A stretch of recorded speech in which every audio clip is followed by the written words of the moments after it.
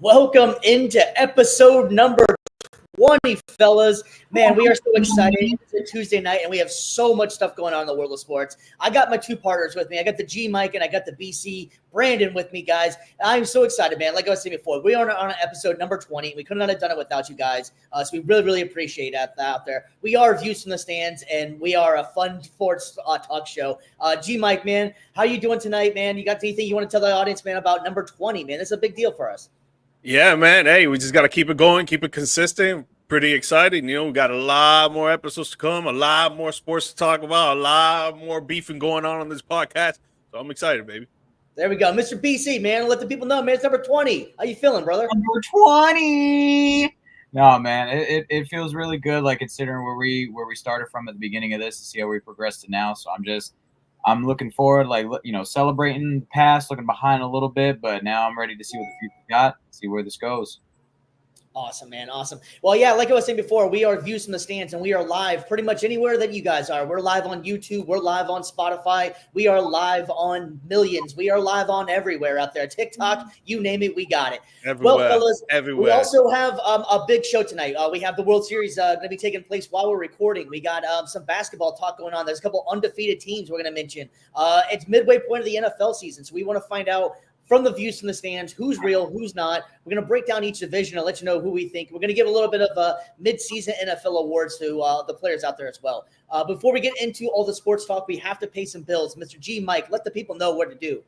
Yes, sir, guys. I run a Telegram channel where we offer sports gambling slips for $5 a month to get you from anywhere from $20 to $50 to $100 a day. Right in the chat right now, I just put the link in the chat. You'll see it there. If not, if you're watching the recorded episode, you'll see the link on your screen, or just hit me up on one of my socials, slide in my DM, and we'll get you on and popping. That's right. That's right. Mr. BC, you got something big going on too, man. Let the people know. I mean, my wife and I, we got our little small business, Brandes.media, down here in Central Florida. We got your wedding photography, engagement photography, and videography needs right here. I almost said photography, videography so many times. I'm losing sleep right here. Videography. That's besides the point. But no, he's a hardworking man. He's tired, man. Oh man, that's that. You know what? I should have said that on my headline right there. I'll probably edit it mid show right here. I'm always tired. But no, like we got our small business down here though. We've been making things happen for a lot of great couples. So if anybody you know has got an important question to ask, or if you guys got those two big words that you're gonna say on that special day, hit us up at Brandes.media. We'll make sure we create those memories that last a lifetime. There we go, man. Don't support all the small businesses out there, man. If anybody else is interested in getting anything on Views of the Stands, just let us know. We're more than happy to promote and support anybody out there. Well, boys, we came here to talk some sports, and we got some sports to talk about. Let's go ahead and jump into the World Series. The LA Dodgers are up 3-0 on the New York Yankees, man. And this has been the freaking Freddie Freeman show, man. Freddie Freeman has just been on fire. We missed out on over the weekend. We had some stuff come up, so we didn't really get a chance to talk about it. But if you didn't get a chance to see it, that grand slam, the first time ever, was absolutely amazing. And then Freddie Freeman didn't stop there. He's got 2 more home runs in 2 more games. Brandon, I know you're a big baseball guy. You and I both picked the Dodgers. I don't think either one of us had them almost sweeping, maybe a gentleman's sweep. I don't know. What's your thoughts on Freddie Freeman right now, bro? I'm thinking that the Rays missed out big time on getting Freddie Freeman a few seasons ago when he left Atlanta for LA. I know there was like that rumor back then that we had made him a slight offer. My gosh, what that would look like right now having him on this team. But anyway, Freeman's living up to the hype, living up to the billing fully. This is not anything new to him. He's used to performing on the big stage. So, just to see him going after another ring, getting a chance potentially, obviously, knock on wood right there. Dodgers are up 3-0 against the Yankees. He's been playing great. Dodgers as a whole have been playing great. And it's just, again, I'm a salty Rays fan, I know, but to see the Yankees down 3-0, it fills me with a little bit of some joy, a little joy right here. And, let's knock it over there for a sec. But I'm just so giddy. I'm just knocking everything over left, right, and center. But no, it's definitely great to see Freeman living up to it, and it's great to see Shohei potentially on the cusp of getting that first ring. So I love it. I know George is going to talk a little bit about it from the Yankees' perspective, but I think LA is just doing everything that they need to do. From a different point of view, our resident Yankees fan, how are you feeling? It's very disappointing that we all thought, the MLB is going to give us a great series, a great World Series between two of the top franchises in MLB, two the historical franchises in MLB, two of the most paid franchises in the MLB. Yeah. They waste all their money on their players. They bring them in. They trade for other players. They give them fat contracts to get to this point, to the World Series. And then one team shows up and the other one doesn't. It's very sad to see. That first game, I'm pretty sure everyone thought, yo, this is going to be a great series. Yo, it's going down to the wire. Bottom of the 10th, Freddie Freeman hits a home run. All right, cool. He's a great hitter. He's a first ballot Hall of Famer. It's going to happen, whatever. Yep. On to game 2. Then game 2 comes around, and you guys don't show up. All right, cool, whatever. We're going to go back home. We're going to try and make this a series. Game 3 comes around. Walker Buehler. They didn't even get on the fucking subway to get to the game. They stayed their asses at home, bro. And it's very sad to see. Right now, Juan Soto's carrying the load on the hitting side, even though in game 3 he didn't get a hit. Aaron Judge is nowhere to be found. It's going to really affect his contract status this upcoming offseason, even though I'm pretty sure the Yankees are still going to give him a fat contract. But there might be another team out there that might try to give him a better contract. Yeah. And after what the Yankees are seeing right now from his hitting, they're like, should we bring him back? Should we let him go? Who knows, man? But, bro, Dodgers, better pitching, better hitting. They're showing it all this series, and it looks like it's about to be a sweep, boys. Yep. It really is just like a basic, like, all-around just domination. Like we talked about how the hitting was pretty close for both sides, but honestly, Yankees bats just haven't been there really. Like even when they show up, like George said, like it's not enough. And I mean, shoot, Walker Buehler yesterday. Like I was thinking of like insert Ferris Bueller's Day Off joke right here. But no, like he was on a tear for sure. Like 5 scoreless innings, something close to that. So he had a great game the other day. And now, game 4 is tonight. Literally as we're speaking, it is starting right now. And correct me if I'm wrong, but Dodgers are going to be turned into a bullpen day. This is something that Exactly. That's a huge factor in this one. Yeah, which I mean, if there was a game for the Dodgers to drop, it's gonna be this one because it's maybe the bullpen's overtaxed, maybe there's that one guy the Yankees scouted really well. But I do find it interesting that the Dodgers are turning to this style of your 3 ace starters and then going straight to the bullpen. That's something that I've again, I bring up the Rays a lot. I've just seen this happen a lot with the Rays. They're outraying the Rays. So it's just funny to see on that big stage. Yes, they're pulling our strategy better. But that's what happens when you give Andrew Freeman and the rest of these guys a lot of cash. You give them the ability to spend. So it's one of those where it sucks that it ain't us, but I am happy to see that it's happening today. I mean, I think you have to. I mean, it's been brought up numerous times in the media, obviously, but what is going on with Aaron Judge in this situation? Is it a clutch thing? Is it that he's a power hitter and just trying to swing for the fence? He's trying to do too much. It's hard to figure out because it's not just this series. He's been pretty much awful the entire playoffs. I think in the entire playoffs, he's up to maybe 5 to 6 hits, and I want to say like 40 at bats. It's pretty historically bad for such a great player. And even though I am a Red Sox fan, and I know you're a Rays fan too, Rays fan, Brandon, I don't have anything against Aaron Judge. I think he's a really good ambassador for the Yankees. I like his style. He seems like a great dude. He's puts on a show. He can crush the ball. It's just really bad right now, and I can't figure out what it is. I don't think it's the big lights. He play in New York. Every game's a big light in New York. What do you guys think the problem is for him? I think right now it was something that happened recently that just got into his mental space and it just messed up his mental fortitude. He's not in the right space right now in his mind when it comes to hitting, and we don't know what it is. It could be something personal. It could be something about the game. It could be something around the game. Who knows? But Yeah. I think that's what it really is. I think it's something just in his mind that is really affecting him on his hitting right now. Yeah, honestly, like players go in slumps like this all the time, and we see this throughout the course of the regular season. Players go through a couple months where they're batting It 150. just sucks. It's one of the biggest stars in the league, and that's the one that's struggling. Like Exactly. especially as hyped up as this is going to be, Judge and Otani. And you can throw Stanton in there too. Stanton and Mookie Betts. Mookie Betts has played perfectly fine. Yeah. Stanton had the big home run, and then hasn't really done much since. Soto's been the savior. I mean that's pretty much been it for the Yankees. Yeah, I mean, they're down 3-0, so yeah, not really saving none. yeah. Yeah. I mean, this is one of those things where you hate to see it happen, like you said, to great players on the great stage. But it's just one of those things. Well, you're struggling. It's time to figure it out. I know it. You hate to see it like that, but it's game 4. This is literally do or die. If you don't figure it out tonight, this could be it. Remember, it's the first to 4. It's the first to 4.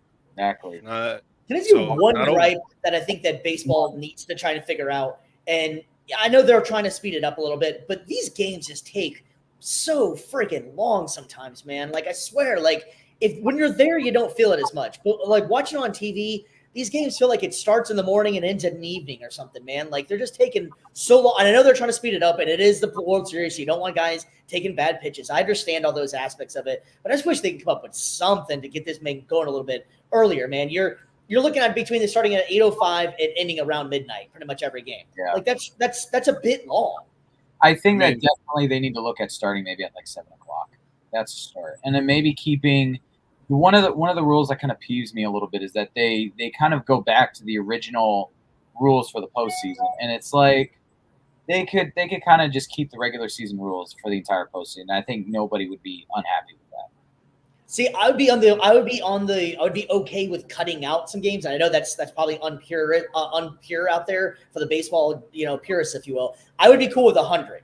Cut out maybe 60. I know that's a lot of games, but go to 100. And I feel like that you can build around that, the race for 100, something along those lines. But there's just too many damn games. Like basketball's a little bit long too, but you could seriously miss a couple months of baseball and be perfectly fine and not miss anything, and that's a bad thing for baseball, I think. But you're talking about shortening the season, or you're talking about I feel like if they shorten the season a little bit, like that would add maybe to the excitement. I don't know. I feel like baseball is just it's drug out a little bit too much. It's probably not the most popular vote on there, but I don't know. Shorten the season. I that's what I would like, and then maybe come up with some sort of way to make the games a little bit quicker. I don't know what you do, and I have no plan on how you fix it. Because I know I do like the shot clock thing that they added. I think that has helped out a lot. But these guys are professional hitters. They're not going to swing at bad pitches, and I don't know. I just wish they could come up with something to make it a little bit faster. These games just seem like they're taking 7 innings. I don't know if it's an innings thing. I really don't know, man. If anybody has any ideas out there, please let us know. And I promise you, I love the game of baseball and everything. I'm just saying it just seems like it just dragging for a little while. Like I was listening to it in the car. And I had about a 45-minute drive, and I feel like I got through like one pitch by the time there was like 4 commercials. You know what I'm saying? Like it's just stuff like that. When you're there at a game, it's no big deal. There's stuff going on. You're entertained, but watching the same commercials and just overall like the television presence, it seems like it drags. I think the solution is just pretty simple. Just stop having a separate set of rules for the regular season and the postseason in terms of the clock, in terms of the amount of batters that a pitcher's got to face, and just keep it the same. Like keep the regular season rules that you've got in place for the postseason, and you'll see these games go down. Like regular season games have been going down about a half hour since over the last few years. So, that'll automatically save instead of 3.5, 4 hours, it'll be like 3 hours tops, maybe 3.5. I don't know. I'm sure that'll be another debate for another season coming up or something like that. We can figure out a way to fix the MLB. That'll be That'll be our episode 120. How about that, guys? Here we go. 62. The GMs of MLB. There we go, man. There we go. We'll be armchair quarterbacks and commissioner of every league. We'll fix it all. It's just come to views from the stands, man. We should. All right, guys. Well, we're gonna go ahead and leave the MLB, but we'll give you guys updates as long as we're on the air and the games are going on. As of right now, quick update. I got my Dallas Mavericks taking on the Minnesota Timberwolves. It is currently 32-39. The World Series. I don't know if there's any kind of updates yet, but we're watching it for you guys out there as well. Speaking of go ahead. No, I'm just saying it started. It's top of the first. Man on second, one out. Not bad, not bad. All right, fellas. Well, speaking of the NBA, just a quick update on there. We currently, with the season being so new, we currently have 3 undefeated teams right now. We have the Boston Celtics, the Cleveland Cavaliers, and we got the Oklahoma City Thunder. Man, fellas, I would say maybe 2 out of the 3 I could believe being undefeated right now, but Cleveland being undefeated, that's pretty interesting right now, actually. Before we go forward, quick update here. That 0-0 score in the World Series just got blown open 2-0. Freddie Freeman home run right there. Another home run. This guy hit serious? 4 home runs in 4 games. World Series. Oh my God. Freddie Freeman, man. It's trying to start calling Freddie freaking Freeman, man. Imagine the money you would make off of that if you would have put Freddie Freeman to hit a home run every single game of the World Series, bro. Imagine how much money you would have made putting $50 on that. That's unheard of. I gotta go grab my broom real quick, man. Sorry, I have the urge to clean all of a sudden. BC, don't make me fight you on this camera. Hey, we'll be meeting up on Wednesday, man. I'm good with that. We'll broadcast and everything. Yo, let's talk basketball, dog. Talk basketball. Yeah, George is suffering PTSD right now. Yeah, dude. Come on, man. Yeah, so we got 3 undefeated teams. 3-0, kind of like how the Dodgers are against the Yankees. Had to get one more in there real quick. But we got the Cleveland Cavaliers. We got the Cleveland Cavaliers, and we got the Boston Celtics and the Oklahoma City Thunder. Like I was saying before, out of the 2 out of 3, I could have predicted, Oklahoma City and Boston may be undefeated. But how about Cleveland, man? They're actually playing some pretty good ball right now. They're actually 3rd in the league in scoring. They're averaging about 123 points a game. It's pretty impressive. The season's still young, but any early season thoughts on this, man? That's pretty impressive. I mean, OKC and Boston don't surprise me at all. They're my picks to win the East and the West. But yeah, Cleveland's a pleasant surprise for sure. The fact that the offense is not only, defense was always renowned last year, but the offense now firing on all cylinders too. It's a great sign for Cleveland. I mean, we'll see if this is one where they can kind of sustain, or if this is just kind of an early season, flash in the pan kind of thing. But it's promising for Cleveland for sure. For a city that doesn't really have a lot to celebrate right now, it's big. Yeah. Well, I mean, they're gonna have the Lakers come into town, and then Bronny and LeBron are gonna take the floor together. So it's gonna be a pretty exciting moment right there for Cleveland. I'm just wondering if they get booed out the building, or if they're gonna actually cheer for him or not. I feel like sometimes the relationship with LeBron and Cleveland can be a little fickle. I know they got him the ring, but he left him the second time. So yeah, but he had to leave, dog. I mean, they're trash. He had to make a move. He had to be like, yo, you guys got to improve, so I'm going to get out of here. And if you really want me back, you better improve. And they drafted Kyrie. They brought in Kevin Love, and they brought his ass. Fair enough. With these 3 teams right here, man, this is the perfect example on what you do as a team to keep your core players and your role players together, because all 3 of these teams did exactly that in the offseason and the season before that. Boston Celtics, they re-signed everybody after a championship win, and you don't really hear that too often. When a team wins a championship, some players leave, some players stay, some players retire. With the Boston Celtics, they got everybody back, man. So that's a well-oiled machine that's going to keep on going and going. Cleveland and OKC, another 2 teams that brought all their players back. Darius Garland, Donovan Mitchell, and they're clicking on all cylinders right there. Evan Mobley and Jared Allen are 2 twin towers down in the paint that you guys are not going to score on them for nothing. And it's the same thing with OKC, really. I mean, Shai Alexander, he's probably going to be the MVP. He could probably finish second, first, who knows? And then, bro, Chet Holmgren, man, hey, that guy is playing like he's 7 foot, 300 pounds, bro. And he's out there looking like the stick from Ants. Bro, but he's out there dunking on dudes, bro. Right now, currently, the Boston Celtics and the Cleveland Cavaliers are 1 and 2 as far as 3-point shooting goes. They're 42.8 and 41.8, I believe it is. So both are shooting the ball lights out. As far as scoring goes, out of the 3, Oklahoma City is number 10 in the league. Actually, I would have kind of thought it would have been Cleveland maybe in that spot, maybe in the 10th spot. Maybe he's playing some really good defense or something. But Cleveland's actually scoring a lot of points. So that's impressive for Cleveland. Actually, out of the 3, I think we kind of all expected, like I was saying before. I'm kind of impressed with Cleveland right now with that. Like that's impressive for them. They're not necessarily that much of a high potent offense. Whenever they get their stuff clicking, it works out really well for them. And I totally agree with you too, George. That it makes a lot of sense when you have something working. Why get rid of it? Why mess up a good thing? You know, I kind of thought going into the season that Darius Garland might be working his way out. There was a lot of talk maybe in the offseason that he wasn't necessarily the most happiest in his role. But starting the season off undefeated will definitely stop a lot of that talk, you know? 100%. No, in the first game, he played like ass. So, yeah. Well, there's that too. But, dude, hey, they're all three at a great standstill right now. Obviously, they're gonna lose. They're not gonna go undefeated. Yeah, any of them.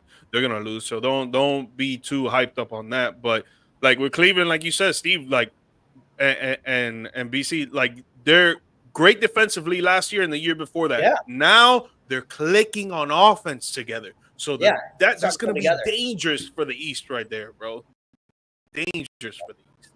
Yeah, I mean, Boston just looks like they're just on another level at the moment as well, though, man. With the way they're playing, the way they're shooting and stuff, it's going to taper off a little bit, but I don't think anytime soon, man. They're just playing lights out. So Boston, I totally agree with what you're saying, man. It makes a lot of sense to keep your core together, and I think that's a well-said point about keeping your stuff together, man.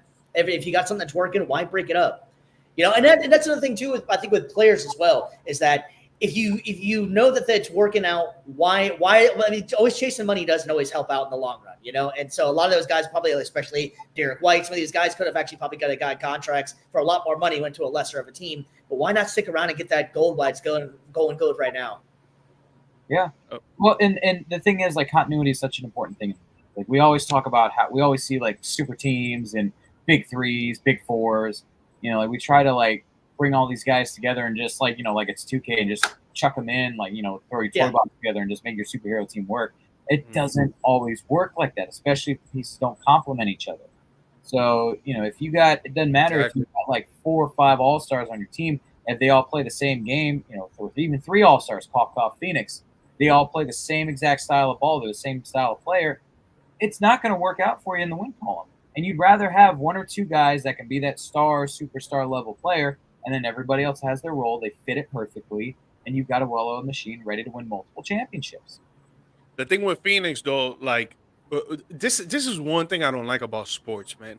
People think that once when it comes to this specific topic, when a player goes to a certain team with 2 other all-stars or 1 other all-star, people expect them to be clicking on all cylinders from day one.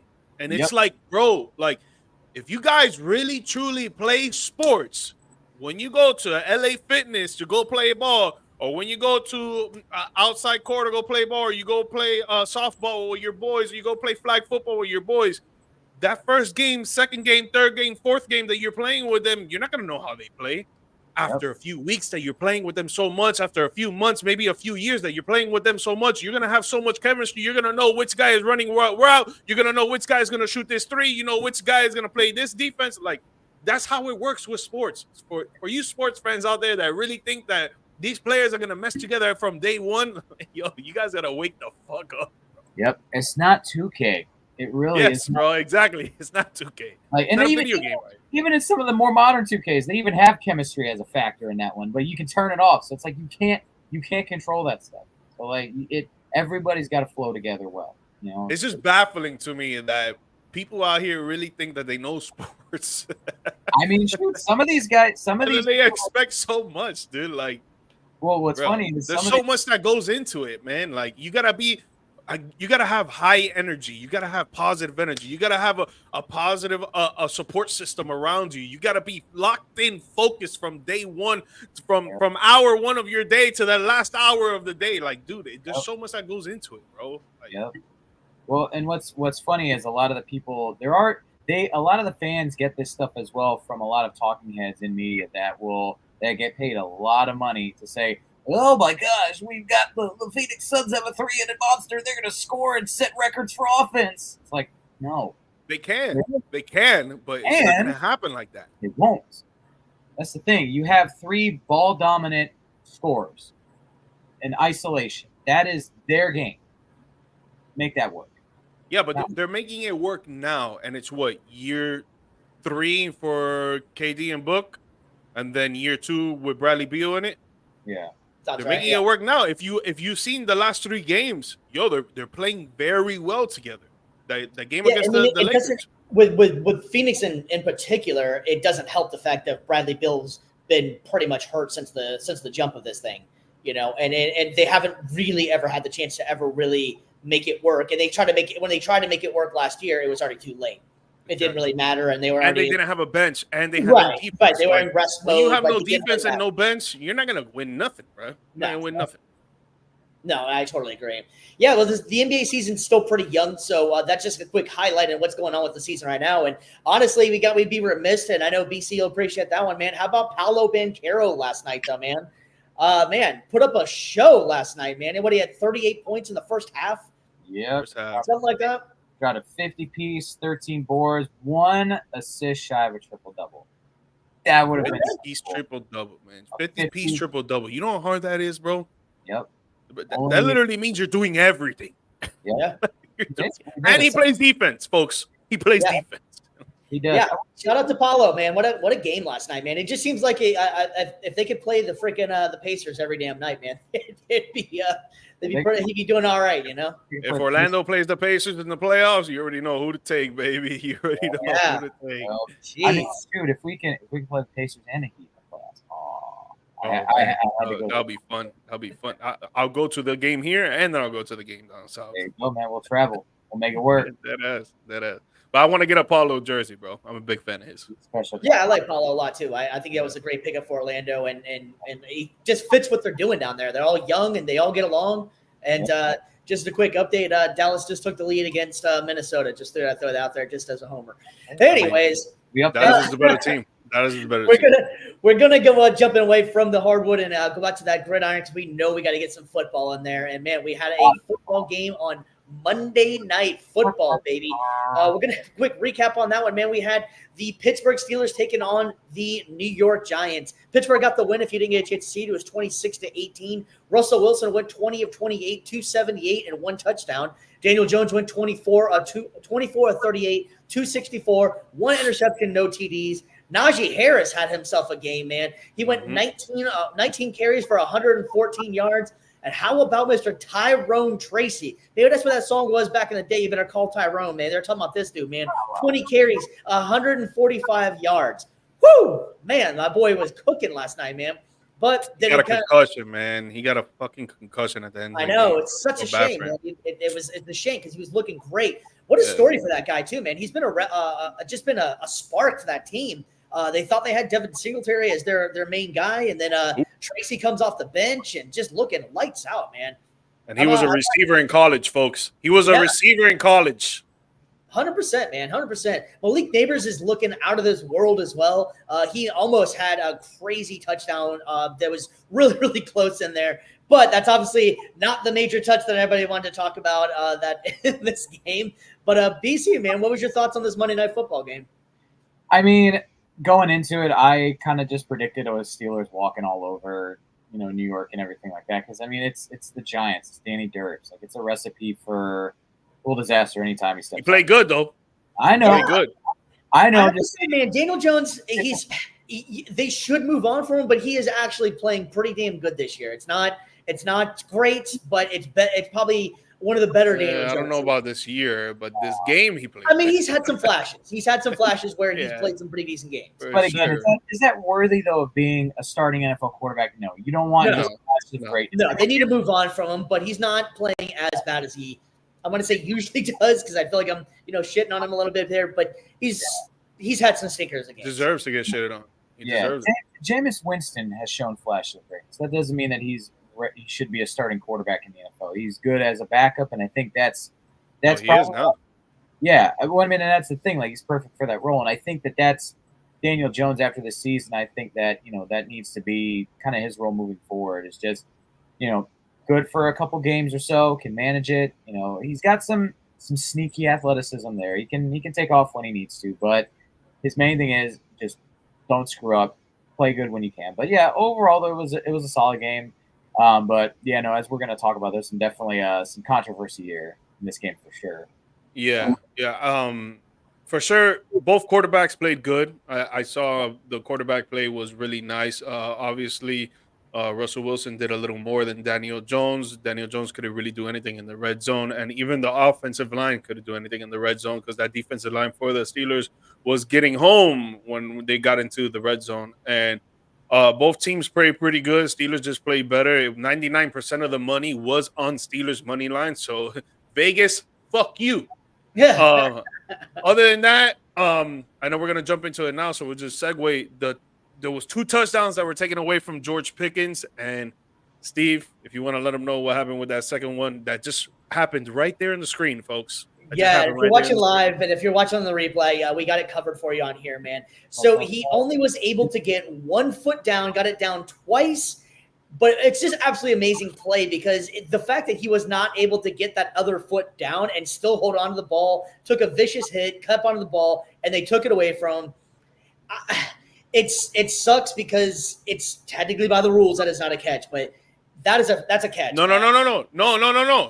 The rules does not state that yet, because the rules is you got to have 2 feet, not both feet, 2 feet. So you're on the specific.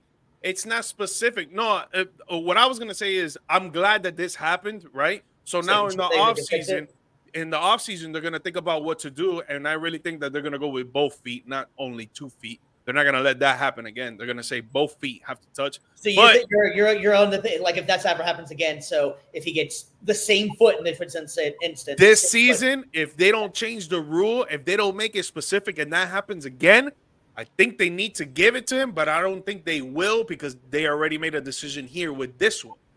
If they would have made the decision with this one to let him get the touchdown, then they would have to do it for the rest of them. But since they already started off not giving it to him, they're not going to let anybody else do it, which I don't think that shit would happen again. That shit's hard as fuck for that shit to happen. Yeah, I mean, the athleticism. Can George Pickens just catch a normal catch? Like, I don't think it's possible for that dude to catch anything without being contested, hit, a leg missing or something, man. That guy is just absolutely crazy. He can't not do it. What do you guys think? You guys think that should have been a touchdown or should it? I mean, I think it should have been. I think it should be a touchdown.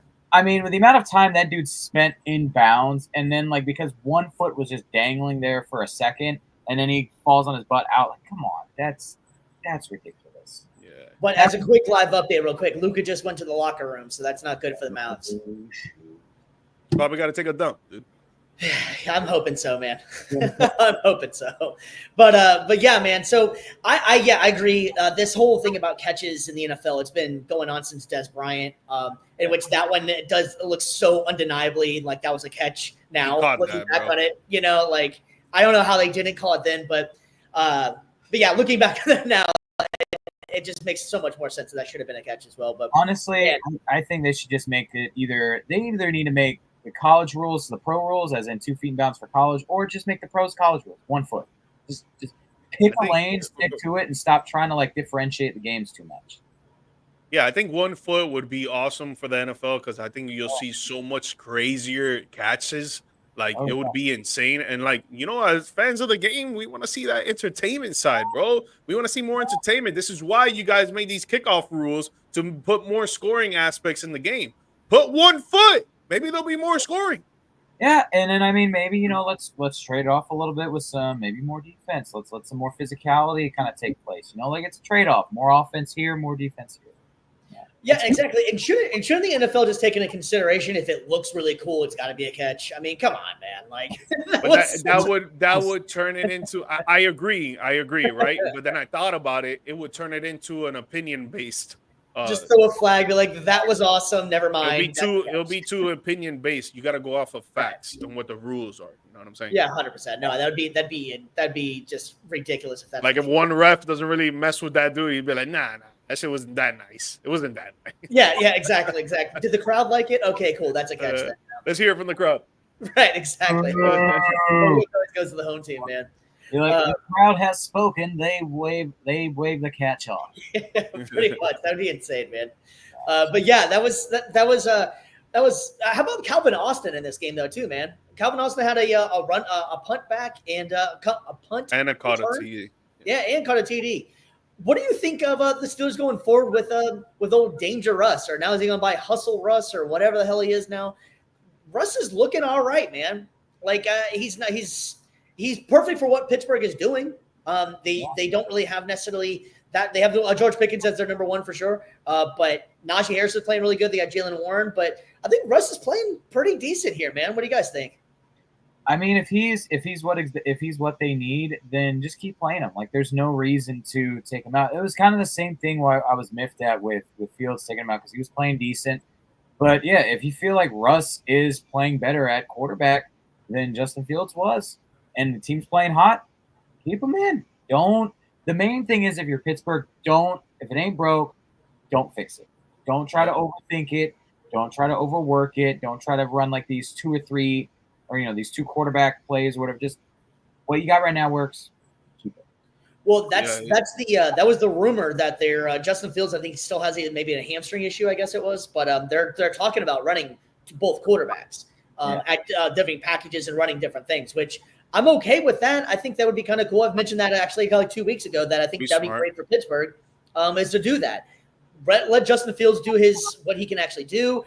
Bring back the Wildcat. There's a whole bunch of different things that you could do with that aspect of having a mobile quarterback like Justin Fields, and then everybody's been running flea flickers lately. Run a flea flicker with Justin Fields and Russell Wilson. I mean, like, there's a lot of opportunities that the Steelers can have with doing something like that. So I think that's going to be kind of cool if they start doing that. But yeah, that was a loss for the Giants. The Giants are playing pretty decent ball that we kind of thought they were going to be defensively. Yeah, defensively they've been playing some pretty good ball. It's TBD, I guess, against still with Daniel Jones on what's going to happen with those guys. But so I think we're from that thing. You guys going to get anything else to add to the Monday Night Football game?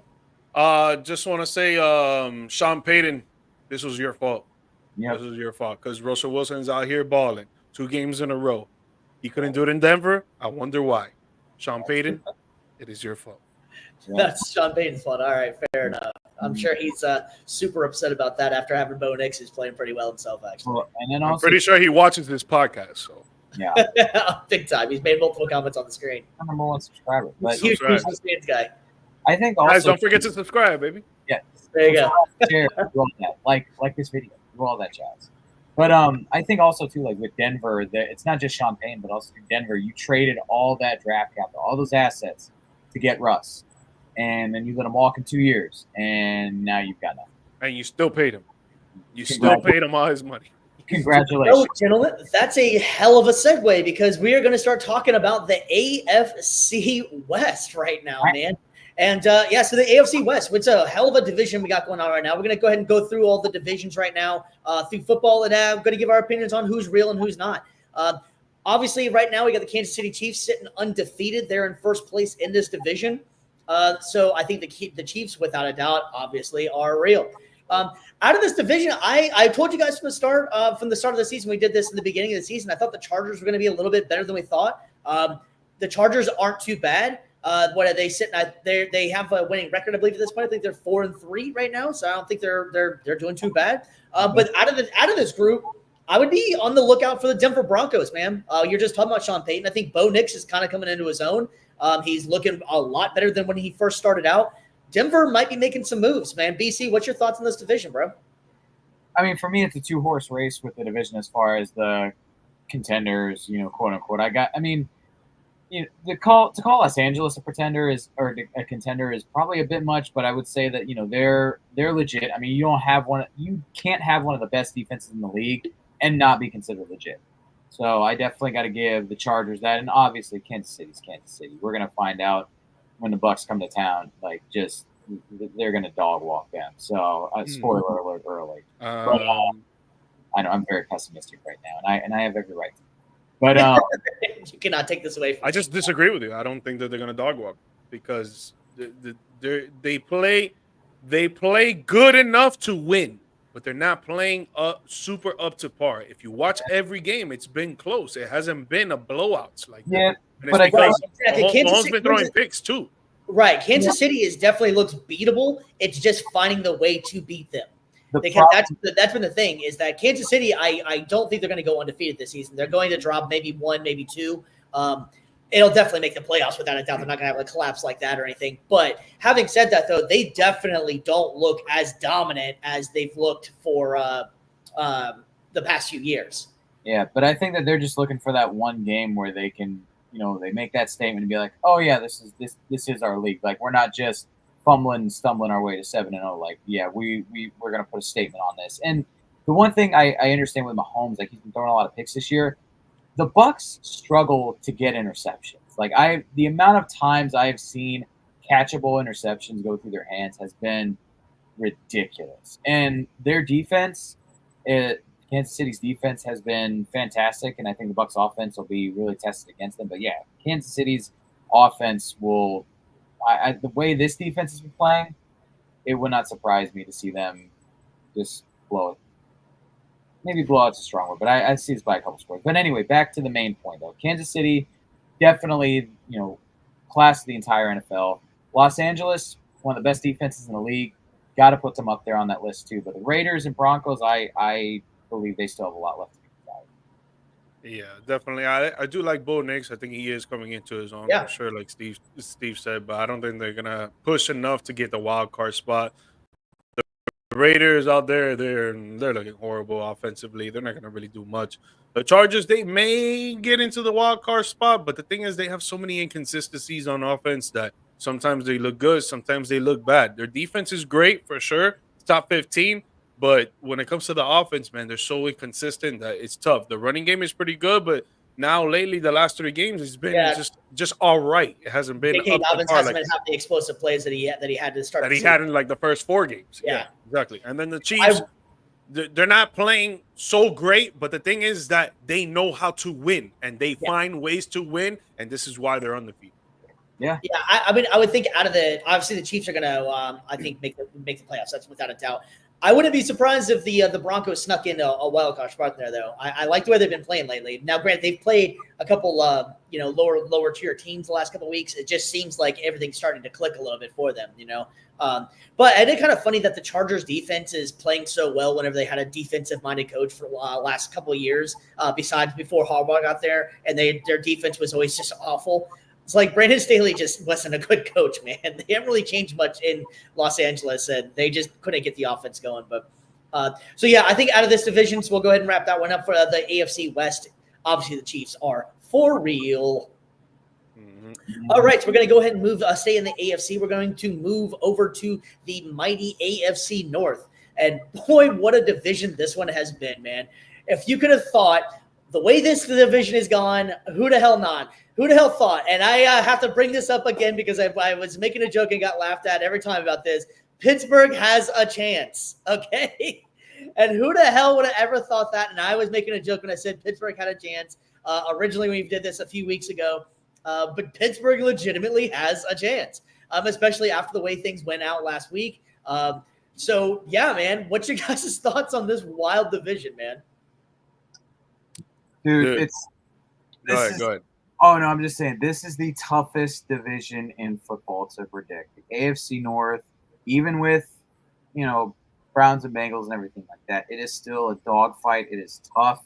And Pittsburgh, again, we're halfway through the season, but somehow, some way, Mike Tomlin just finds a way to drag this team forward through a winning record. And it surprises me every year. I don't know how. But good on them. Yeah, it's wild. Right now, Pittsburgh is in first place. They're 6-2. Yep. They just have dogs on defense, man. They know how to play defense, bro. And with the Browns, now you got Jameis Winston out there. Maybe he could turn this thing around. Who knows? They also have a great defense too, so that's gonna help them out. Right. With the Ravens, their secondary is so freaking ass, and now they're so injured too, and it's just the defense needs to step up because they should have never lost that game to the Browns, bro. Like they should have never lost that game, and obviously. Maybe the Ravens should have put up more points. Maybe they missed a couple opportunities there. I saw Zay Flowers drop a touchdown, but at the end of the day, you got to stop the other team from scoring, and that secondary is just not up to par. And then the Bengals, bro, they started off really slow. Now they're picking up a little bit of more steam, but let's see if it's enough to actually maybe either get them the top seed in this division or a wild card. But it's going to be tough. I think it's up for grabs for the wild card spot for any of these teams here.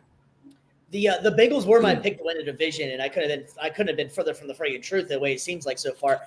That's got to be the most disappointing team in here is the Bengals, man. Like they just do not look the same at all. I didn't think Joe Mixon was going to matter that much leaving, and man, has that mattered majorly.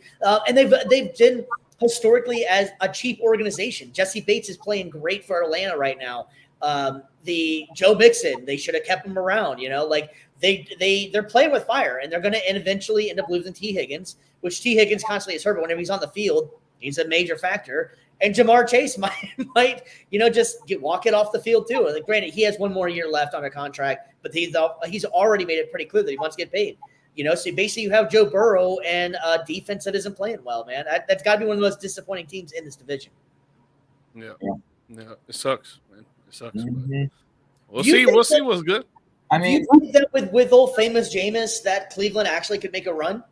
no, I don't see it. For me, I just see it as Steelers and Ravens fighting for the top 2 spots in this division, and then Browns and Bengals are just its race to the bottom. I don't know, man. That's what I was going to say. I don't know. I got that feeling, man. I feel like that Jameis. I don't think Jameis is great, but Jameis is good enough, man. What they're what 2-6? Yeah. I don't know, man. There's still a lot of possibility left. You bring in a backup quarterback that starts a game. He goes 1-0 against your divisional rival, who's predicted to go to the Super Bowl this year with the MVP running back, MVP quarterback, MVP offense. Like, I don't know, man. I don't know. You got a lot of good steam, good momentum rolling down. And like I said, that defense is immaculate. That defense is top 10, man. Right. And how about they haven't scored 20 points all season? Jameis Winston comes in one game, they put up 30 or 29. You know what I'm saying? Like, so I don't know. I don't know if that. I think I kind of like it. I think Jameis is just entertaining as all hell. Like, he's just entertaining to say the least, man. His post game interviews are always just legendary. Just Jameis Winston, man. I don't know. Yeah, I mean, he is definitely the perfect fit for Cleveland for sure. Yeah, well, I'm still going to go with the Ravens. I think still to go ahead and take this division. I think the Ravens are for real. But man, the Steelers are looking pretty damn good. I think it'll be fun for the Browns if they want to try and make a run at this or something. But yep. I think you're right still with this one. It's going to be between the Steelers and the Ravens. I did pick the Bengals, but that's not really a pain in the. What do you think, BC? No, I agree. Like, again, Baltimore had a bad game the other day, sure, against Cleveland, but it's Pittsburgh, it's Baltimore. That's the way this has been for the last 20, 25 years, pretty much. Like that, the North always runs through these two teams, and they're showing us why. Physicality, whether it's through the air, whether it's through the ground, they know how to beat teams down. They know how to wear them down, and I think it's gonna be between these two for the top spot. But both teams, I would say, are going to be contenders moving forward into the postseason. Yeah, and how about one more thing on the Browns there too, man? How cool was Myles Garrett's costume showing up for Halloween, man? He always dresses up for Halloween, man. The Terminator, he usually does the Grim Reaper thing, but the Terminator thing was awesome, man. Shout out to Myles Garrett, man. He's one of the baddest dudes on the planet.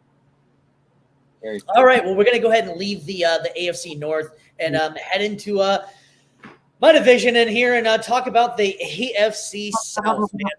What a division this has been, man. This division has just been all over the place, man. Well, we got some news coming out of this one. We were kind of saving it for when we were actually talking about the divisions. And the Indianapolis Colts are going to go ahead and bench Anthony Richardson and start Joe Flacco. And I think that's the right move to make. Anthony Richardson has been playing horrible football lately. He started out the year with that amazing pass.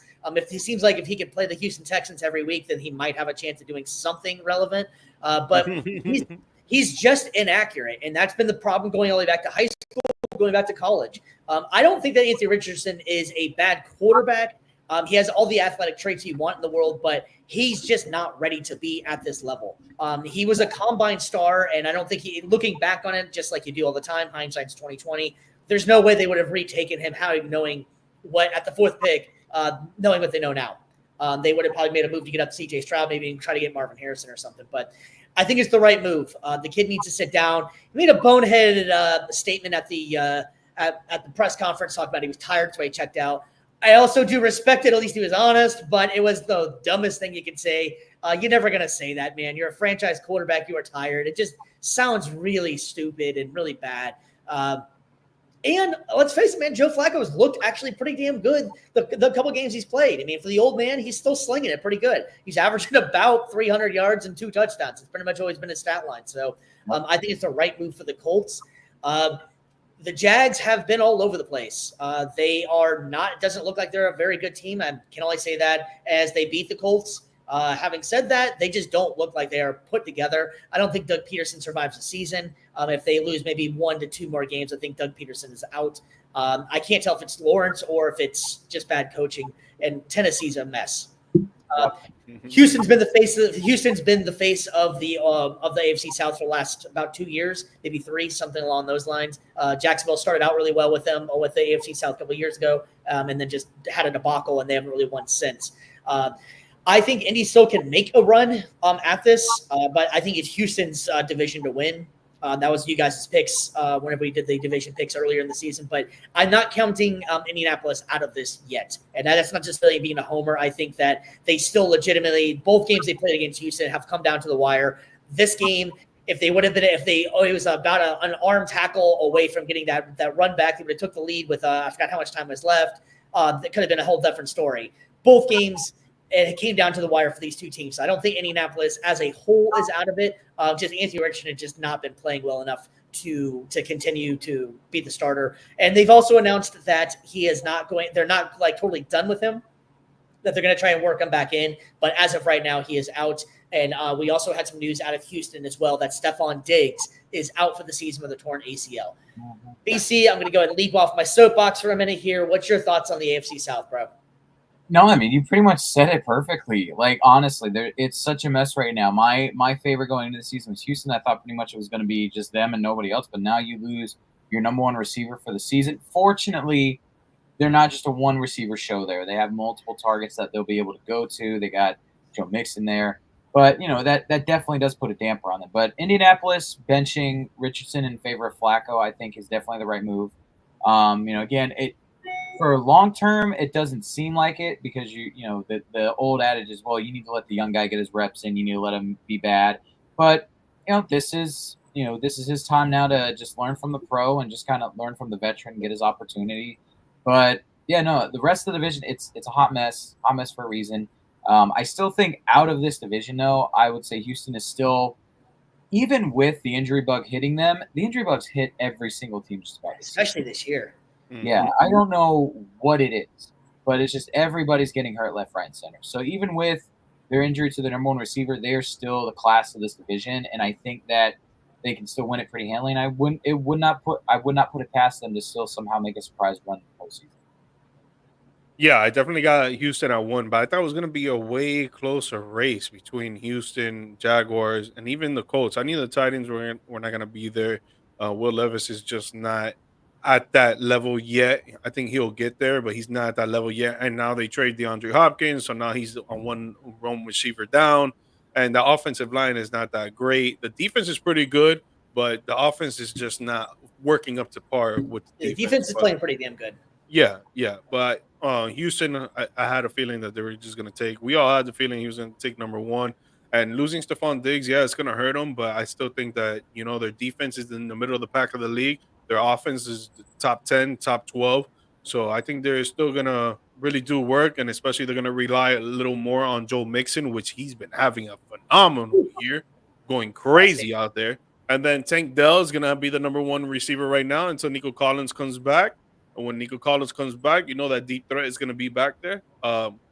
With Joe Flacco starting now for the Indianapolis Colts, I mean, I don't agree with it, but I see why they're doing it because Anthony Richardson is just playing bad. And after what he said, that's like a leadership struck right there. Like, you shouldn't really be saying that. I'm tired. I need to get out the game when there's 3 more plays left in the game when we go try to win it. I got to get out of the game. No, man, you got to go out there and put your blood, sweat, and tears into this, man. Like, this is why you're in this league. Like, you can't be saying that. Like, if that's how you truly felt, just keep it to yourself and be like, yeah, I messed up here, I messed up there. I got to be a great leader. Why is he gonna cramp? I got a cramp. I my toe hurt. Anything better than I'm tired. But even then, bro, like even then, if you're hurt or whatever, like you shouldn't really say that either. You should just like be like, oh, I gotta be better and here and here and here, and I gotta be better for my team, and I will be. Like that's all you basically gotta say. Be a leader out there. Yeah. With the Jags, like I've said from the beginning up to now, very inconsistent. Travis Etienne, man, you're really taking the back road here, and now Tank Bisbee's taking over your job. Maybe this week you get your job back, but dude, you went from being a great running back to now a decent running back, and it's sad to see. We want to see you back at the level that we can see you in.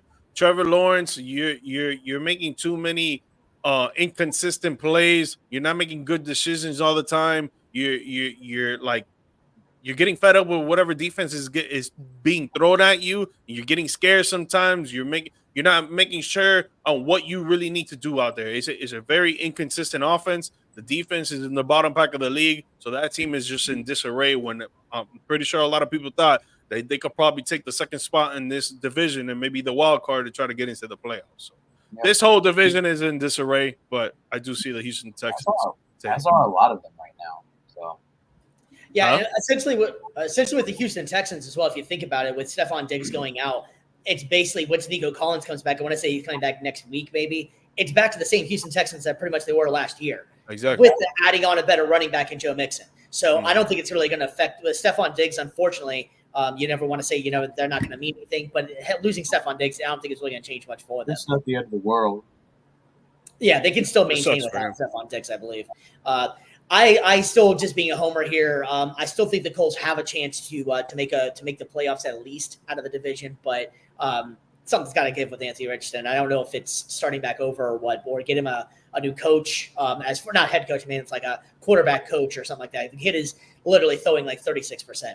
That's ridiculous. That can't be a starting quarterback. All right, well, we're going to move from the AFC South over to the AFC East, and this one has been kind of a surprise as well, man. The Buffalo Bills have been playing very damn good football, actually. The Miami Dolphins have been injured with Tua being out. The Patriots are the Patriots, and the Jets are just sad right now because the Aaron Rodgers-led team, man. It's looking bad for him, man. BC, what's your thoughts on this division, man? The Bills look pretty good. They're the only team that looks good. That's the state of it. And like my contender / pretenders list for this division is pretty simple. It's basically in order. You're reading it from left to right. Bills are the contender. Everybody else to their right, pretenders. Go ahead, George. Now with Tua coming back, it could be a little different story. But now Tua comes back, he plays a decent game, but the defense plays horrible. So now they end up losing the game. They go to 2-5 or 2-6, and when they could have been 3-5 or 3-6, whatever the record could have been, they could have won and they could have been back in this division. Now they lost. Now they're taking a step back. Buffalo is taking control, of course. New England is surprising people. They could maybe try to slip in a wild card here. Who knows? The Jets are very disappointing. I'm pretty sure no one really saw them losing like this right now. Yeah. That defense is playing great. The offense needs to play a little better. Rodgers needs to minimize those interceptions. And the offensive line, man, is just fucking ridiculous, bro. Cocky as fuck. Yeah, the offensive line is definitely playing really bad. AIDS. Yeah, the offensive line is playing really bad, and it's just there. I just feel like that there is no there's no chemistry on that team at all, and on the offense and in general. I know that you can always go back to the offensive line not playing well, but Rodgers is still, we know, a great talented quarterback and everything. It's not working there. I don't know if he's just disengaged. Maybe this is it or something for him. Maybe this is last hurrah or something, but it's just not looking good. He just doesn't look the same. But the Bills, I kind of thought they were going to be a little bit better than we all kind of thought. But we'll see how it's going, man. All right. So we definitely James Cook, baby. James Cook. Bills out of this division. I did pick the Dolphins to win the Super Bowl, or not to win the Super Bowl, go to make it to the Super Bowl. I don't know if that's going to work out with the Hill Tua injury. Maybe they can rattle off some wins and make a run on it, man. All right, so we're going to go ahead and leave this division, and we're going to leave out of here and make it over to the NFC South, Mr. BC's division. Before we get into that one, I did forget that the Baltimore Ravens did make a trade. We forgot to bring it up there. The Baltimore Ravens traded for Deontay Johnson for a 5th-round pick today as well. So that's going to add to the Ravens. And that was something I was just thinking about as well. That's the reason I maybe think of it was your Tampa Bay Bucks, man. They're looking pretty good. They could have maybe used Deontay Johnson. That would have been a perfect maybe pickup for him if they could have got him. BC, this is your division, my man. What do you got?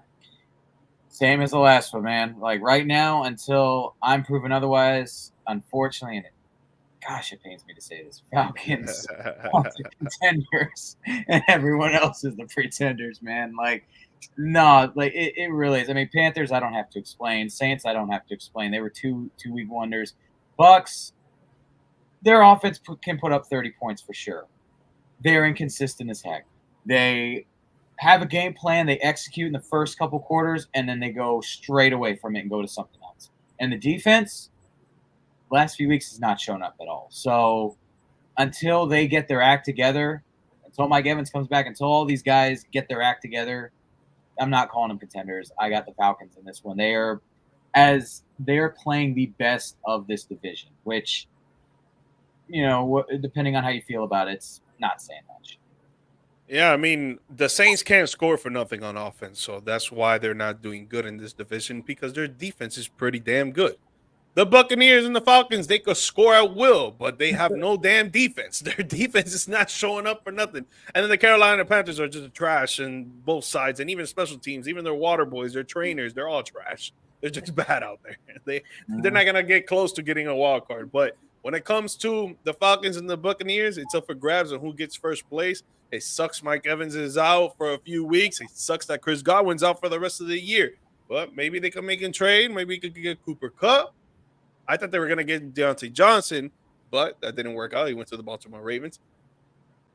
It's up for grabs, man. Maybe one of these teams can make the wild card, and maybe the other one wins. Well, obviously one of them has got to win the division, but maybe the other one makes a wild card. So I'm not ready to give up on Tampa Bay actually in this one, because the Falcons have looked good on one week, and then the next week it's like, where the hell was this 500-yard offense that you guys played against when you guys played against the Bucks? I think Tampa Bay still has a chance, and Baker's playing like playing like an MVP caliber kind of player right now, man. He's playing really damn well, and I've never seen him actually play this well. So I got a lot of respect for him, man. He has not wavered. He still put up what BC can maybe have about 300-400 yards again with his all the backups. Been coupled with 2 to 3 turnovers as well with that. So that's the one trade-off that I'm seeing with him. I think if I'm not mistaken, he's either first or second in the league now in interceptions. So it's just one of those things where I'm not going to write them off either. I'm just saying that until they get their act together, they're not the class of this division. They're not going to be a quote-unquote contender, meaning going for that deep playoff run. They're not going to be that team out of this division when you say, okay, who's going to make the deep run? Yeah. Until they play more consistent football, I'm not ready to give that to them. The Falcons, again, they've been inconsistent as hell as well, but they have been the most consistent of this group. Again, good point. Yeah, and I think the Saints just need to fire their coach and just get this shit done with now, because he sucks. And he's not a good coach at all. Maybe give it to the offensive coordinator. Was it Clint Kubiak? Maybe gave him a chance or figure something else out. But yeah, I agree. The Falcons pretty much seem like they're kind of going to run away with it with all the injuries to the Bucks. But I am rooting for the Bucks. I hope they actually can pull this one off. All right, well, we're on to the NFC East, and man, I don't care whatever anybody says. No one saw this one coming. That the Commanders. We're going to be in charge of this division right now and taking the logo right there.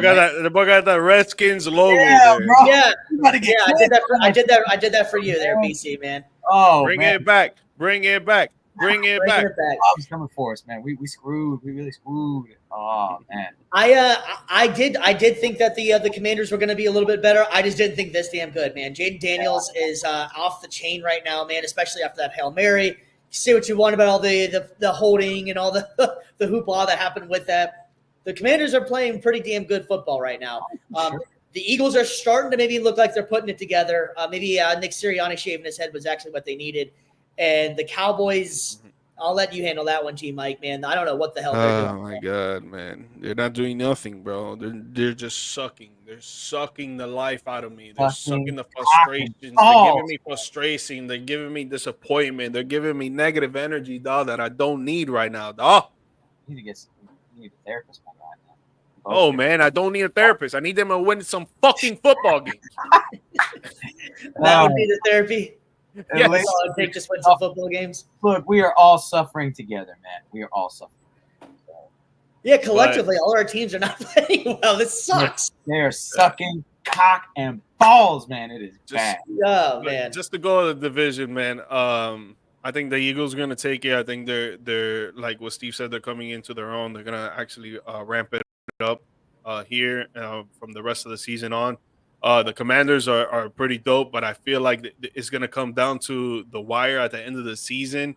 When it comes to the wild card game, I think they're gonna maybe choke it just because of the inexperience as a head coach, as a starting quarterback, as a whole team together. They got to build that chemistry. I do like what they're doing, but I just don't think it's going to give them that to try to get the wild card spot because I think the Eagles are going to take it. The Giants are nowhere to be found. They're not going to happen. They're not going to be around.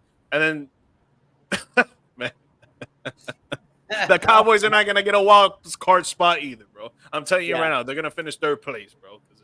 Bro, our defense is fucking horrible, bro. Horrible. Yeah, that's bad. Yeah, I think that I'm actually pretty high on the Commanders. Actually, I think they make a move before the trade deadline and maybe get an extra wide receiver and maybe get a little bit of defensive help. But I think they need one more wide receiver. Cooper Kupp would be great out there. But yeah, I'm actually pretty high on them. I've been ranting and raving about Jayden Daniels all year. He's impressed the hell out of me as a rookie. Yeah, he's great. Just how he's been playing. I'm really, really impressed the way the kid's been playing. I think that as long as they can keep this thing together, I think they might be able to make a little bit of a run here, man. The NFC seems like it's slightly doable, but yeah, I think the Eagles are starting to come together, but I still like the Commanders in this one, man. I never thought I'd say that coming into the season, that the Commanders, I think, are going to win it. You guys picking different? I'm taking Commanders. BC, who are you taking? Eagles and Commies. Eagles and Commies. All right, we're going to move from the East to the West. And this division has been a wild division as well, man. The Arizona Cardinals right now are sitting on top of the division right now, man. Who the hell would have thought that one coming into it? They got a big win against the Miami Dolphins last week. They've won two games in a row with back-to-back pretty much walk-off kicks. Marvin Harrison Jr. and Kyler Murray seem like after you go off that last game, they might be a fit piecing together, which they need to. But look out for those Rams. The Rams, now that Cooper Kupp is 100%. Back, as long as they don't make that trade, I don't think it's a bad move for them to make the trade. Stafford is still playing fantastic. Keep Puka and Kupp together, and watch out for the Rams. Watch out for the Rams. You obviously got McCaffrey coming back, and I think the Seahawks are just too young. I think Geno. They need to find another quarterback. Geno's playing great this year. Don't get me wrong, but I think they could probably start searching for a new guy out there. But Seahawks, I don't think they're ready yet. But watch out for the Rams. Drive somebody. Yeah, exactly. Erico, they should have drafted Michael Penix last year, maybe, something like that. But that would have been kind of cool being a West Coast guy. But yeah, I don't think Arizona's going to be able to maintain on top. San Francisco is going to start getting a little bit healthy. They did lose Ayuk. Debo keeps on getting hurt, but that's pretty much a standard for Debo. Ricky Pearsall might step up a little bit, but I'm kind of liking the Rams in this one, man. They look pretty damn good against the Vikings last week. Yeah, man. The Rams are looking dope. I like their defense, and I love their offense especially. But if they trade away Cooper Kupp, I think that whole dream just goes to shit. Don't trade Cooper Kupp. Keep him with Puka Nacua. Keep that rush offense and that pass offense. Keep it going and clicking. You guys could score easily 24 points a game. Kyron Williams, man. Yeah, crazy. And then the Niners, man, I think they're gonna get it all clicked up together in a few weeks here. CMC coming back and getting their team healthy. I think at the end of November, going into December and January, they're gonna really ramp it up and they're gonna show that they're a championship caliber team. The Seahawks are gonna finish probably third place. Cardinals, fourth place. Horrible rush defense. Kyler Murray and Marvin Harrison, they're doing pretty good. James Conner is playing like an animal, but that defense is just it's not good enough to win, to even get a wild card spot in this conference or even in this to get second place in this division. Correct, man. All right, yeah, I agree. Maybe the Niners make a move for that wide receiver as well. They could maybe use that one and made that shore up a little bit. Imagine if they got Cooper Kupp. Oh my gosh. Who's that? If the Niners got Cooper Kupp. Oof. That would just that'd just be ridiculous, man. That would be fun though. I would like it for the league. Now it's gonna all right. We're gonna go ahead and move That's- on. We got one more division to go over here, and in my opinion, this is definitely the best division in football going right now, man. All of the teams are pretty good. The Bears, they're up and coming. They unfortunately fell short on that Hail Mary last week. Obviously, everybody heard about Stevenson and the boneheaded move that he made. But damn, Green Bay, Detroit. Detroit looks freaking amazing right now, man. Super Bowl bound. They got to be the most fun team to watch going right now. They're just out there having fun. They look like they're having fun. The plays are cool. The coach is fired up. I love the Detroit Lions right now, man. I'm still sticking with my Green Bay Packers as my Super Bowl pick. I think Green Bay, hopefully Jordan Love isn't too serious. They said that he got a groin injury. They haven't really gone into depth of how severe it is. Malik Willis came in, and they still were able to maintain and win the game against Jacksonville.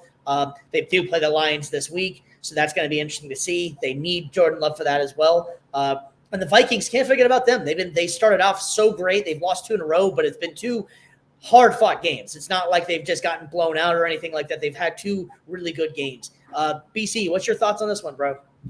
Can I just call every team in this division a contender? Like, are we allowed to do Seriously. Can everybody make it in? that? Yeah, I mean, that honestly, happened with the NFC East. Yeah, last year or the year before that. Yeah, I think it was like all but the Commanders. But yeah, no, I think they had a chance. I think they were right there. It would not surprise me if every single team in this division was in the postseason. They're just that good. And we're starting to see Minnesota kind of fall back down to earth a little bit. Obviously this past week was nice, but you still got Green Bay and Chicago, the old rivalry. They're always going to be dark horse contenders. And then Detroit is the class of this entire conference, really. Like Steve, you said it best, man. Every single part of this team is firing on all cylinders, from the coaching staff all the way down to special teams. Like every single person is doing their job. They're doing it well. They're executing. And there's a reason why I picked these guys to go far in the playoffs. And I believe, if I'm not mistaken, they're my Super Bowl pick. So, as far as like to make the Super Bowl for the NFC. So it doesn't surprise me in the slightest. Yeah, I think with the Minnesota Vikings, they're playing well, but I think teams are figuring out Sam Darnold now. These last 2 games, especially last game against the Rams, those last 2 drives were horrible by him. So I think teams are starting to figure him out. For the Bears, Caleb Williams is coming into his own. He's getting more comfortable out there. That defense is actually pretty good, middle pack of the league. He has some great receivers. So if he gets that chemistry going with them from November to December to January and try to get into the playoffs, I think they could do some work. They won't get far in the playoffs, but it'll be good for rookie QB to get to the playoffs his first year. That'll be dope. Green Bay Packers. It all relies on how Jordan Love's health is, man. Because Malik Willis looks a little good out there, but I don't think he'll take him to the promised land where Green Bay was last season. So we gotta see. We gotta monitor Jordan Love here. With the Lions, bro, I think they're going to the Super Bowl, man.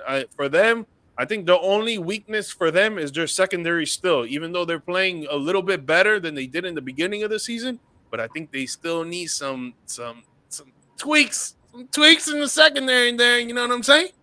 They got time to make a move. The trade deadline's next week. They got time to make a move. It's that time for them, I just want to give I think we need to start giving a little bit of love to Jared Goff as a possible dark horse MVP, man. Just throw that one out there, man. He's playing extremely efficient football, man. I don't know if I'm sure you guys have heard it on other shows, but if you didn't, last week Jared Goff went 12 of 15, 85 yards and 3 touchdowns, and the team put up 52 friggin' points. Like, that is just outrageous, man. The fact that your quarterback only threw it 85 yards and 3 touchdowns, and you still put up over 50 points. Shout out to the Lions, man. I just loving it. The running game is crazy, bro. Yeah, man. They got the 1-2 punch. They also named themselves Sonic and Knuckles. That was the if you didn't know. That's such a great reference. Yeah, man. All right, so we're all agreeing, man. The Detroit Lions. I'm still picking Green Bay as my Super Bowl pick. I think that's going to come down to those 2 teams for sure. To next week, which will segue into our next segment, and we're going to make this as a rapid fire Week 9 picks for you guys. Yes, sir. Do it. Lock it in. All right, so we got the Thursday game. We got the Houston Texans and the Jets. What's you guys' picks on this one? I'm going to go Houston. Houston. So, guys, when I do my picks, I'm a sports gambling guy. Check out the Degenerates Telegram, $5 a month, get you $100 a day. So when I do these picks, it's because I'm trying to put money on it. So for this game, I'm staying away from. But I would take the over on points on the Jets because it's going to be low. It's probably going to be like at 18. Interesting. All right. So we got the Carolina Panthers and the New Orleans Saints. Why do we have to play this game? Can we just call it a day and forfeit it? Why? At this point, I think we'll be rolling Bryce Young and possibly Spencer Rattler out there. Mm-hmm. All right. So somebody's got to win. I'm going to go the Saints. Yep, it's a marquee matchup, man. I got Spencer Rattler over Bryce Young, Saints. This is another game I'll stay away from, but pick the highest under on total points. The highest total points that you can get, pick the under because these offenses are not going to score. It's going to be bad. Yeah. And then we got the Washington Commanders and the New York Giants. I'm sticking with the commies out there, man. I love Jay Daniels, how he's been playing. Lights out. Yep, Red Scare's real. Commies over the Giants. There we go. Giants, We got the Miami Dolphins and the Buffalo Bills. I think Tua's going to have a pretty good game in this one, but I'm going to go with the Buffalo Bills still. Yep, Bills. Yeah, man. Josh Allen has the Dolphins number like hanging up in the rafters in his room, man. I got the Bills too, bro. Yep. All right, we got the Los Angeles Chargers in the Cleveland Browns.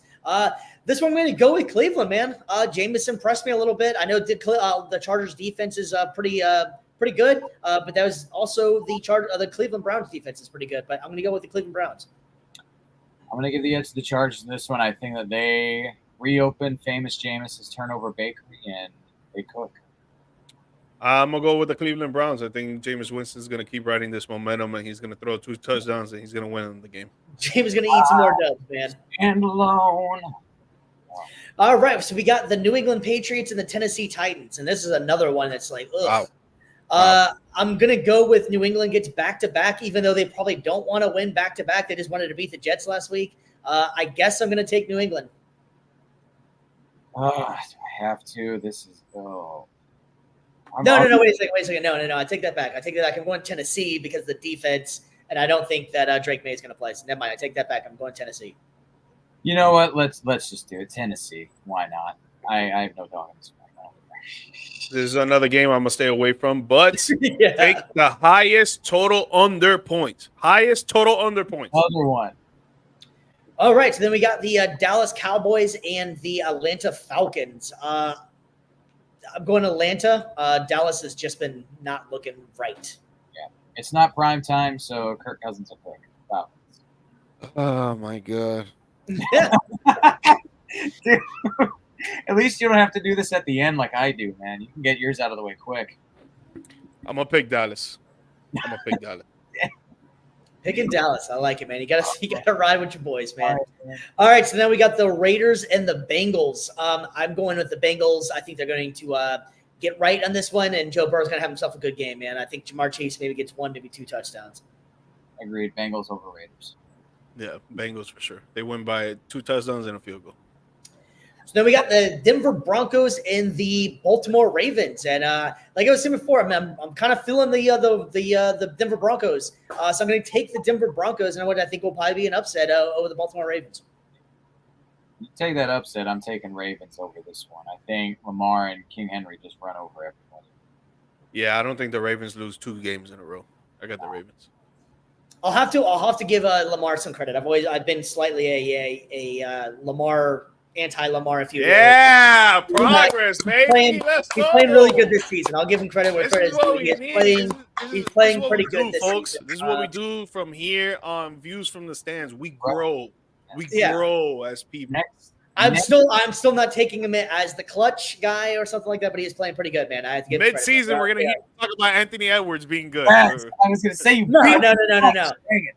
No. We're good. Anthony Edwards already has enough credit in his own mind that he doesn't need my help with that. So wait, we'll keep these receipts come mid-season. That game is still close, by the way. We'll circle back. It's 91-80 now. Oh, no. It's okay. Yeah, they took off. It's okay. All right, so we got Chicago Bears and the Arizona Cardinals. This one's going to be interesting. Man, I'm going to go with the Chicago Bears actually taking this one. I think DeAndre Swift is going to have a big game because that Cardinals defense is lousy. Bears. Very good.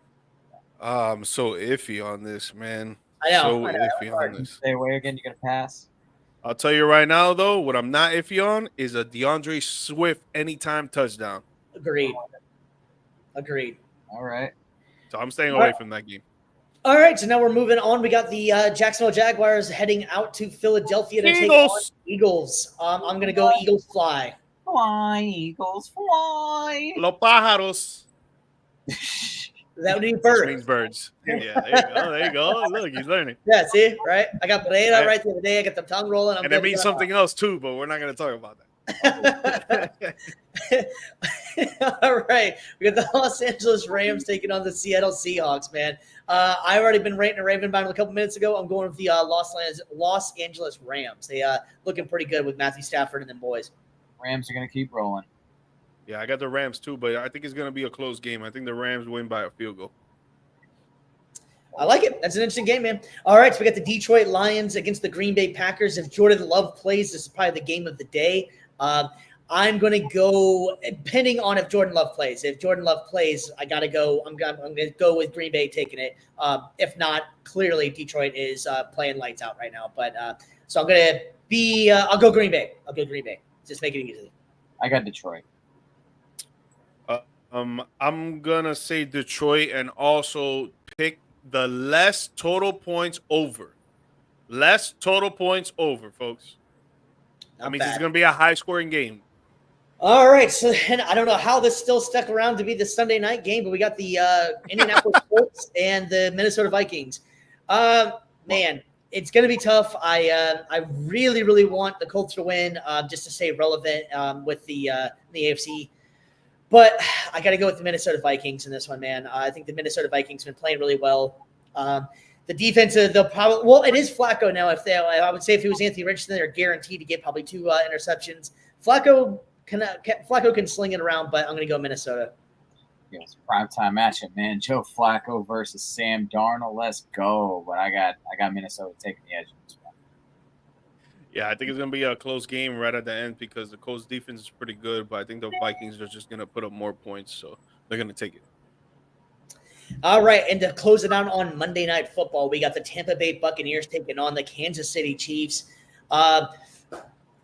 Yeah, you know what? I'm going to go crazy here, and I'm going to go Tampa Bay. I think that the Kansas City has just been not playing up to their standards, and they're gonna slip on one. And Baker Mayfield's been slinging that ball around a lot. I'm gonna go Tampa Bay in the upset. Just go keep it short, man. I've already said my piece. That's all I'm gonna say. I'm going with Kansas City, and this is going to be the first game Mahomes does not throw a pick. Exactly. I told you we suck at picking passes off. That's our specialty. Well, ladies and gents, we are going to go ahead and wrap this thing up for the night, man. It's episode 20. We are so happy and thankful that you guys have stuck around with us this long to make it through number 20. We hope to get another 20, maybe 50, maybe 100 more to go. We really appreciate everything that you guys done for us. And please like and subscribe. Tell your friends, tell your family. You want to come on the show and let us know and talk with us? Leave the comments out there, man. Mr. Beasley, you got anything for number 20 before we get out of here, man? I was going to say it's been a great ride so far. It's going to be a great ride moving forward. And, guys, like we said, hit us up anytime you guys want to be on. Anything you want to say at all, just hit us up on here. Let us know you guys want to get on. We'll get you on here. We'll get you hooked up. And it's going to be great content. That's what we do, man. We want to do this for you guys. We don't do this for anything else. Like, we're not here like the big-time sports media markets or whatever, where we just kind of gatekeep and keep it away from you guys. We want you guys to come on the show. We want you guys to be a part of this. So, hey, like Steve said, like, subscribe, comment. We'll get you on here. It's going to be a great time. Definitely. And if you guys don't want to be on the show, you just want to be a part of the show but not show your face or have your voice on it, you can just write in the comments, ask us some questions, or if not, talk smack to us. We'll respond. We'll put your comment up on the screen. You'll see it in the YouTube episode. Obviously, you won't hear it on the Spotify episode. But, well, you will if we mention it. But you'll see it on the screen. We'll get you involved, man. We'll get you involved. But, yes, please like, subscribe. Please share. It will be greatly appreciated. And, guys, the next few weeks, we're not going to do a Saturday morning show like we usually do. But don't worry. It's going to be back on and popping in the third week of November. And we out of here, baby. There we go. Well, yeah, we appreciate everything you guys done. Like we were saying before, man. Good night and stay safe out there, guys. Peace.